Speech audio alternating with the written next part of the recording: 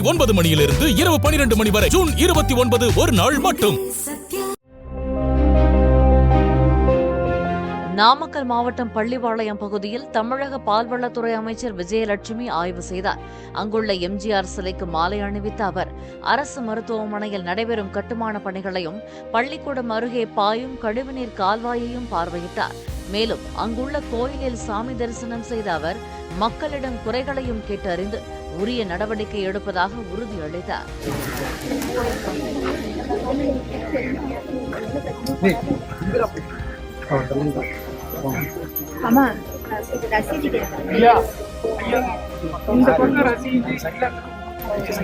எல்லா பக்கமும் current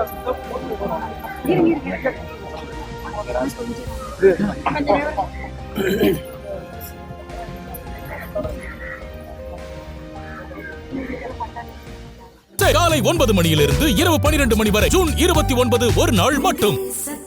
play store மற்றும் ஆப் ஸ்டோரில் இருந்து பாலிமர் செயலியை QR கோடு மூலம் பதிவிறக்கம் செய்யுங்கள். செய்திகளை உடனுக்குடன் பெறுங்கள்.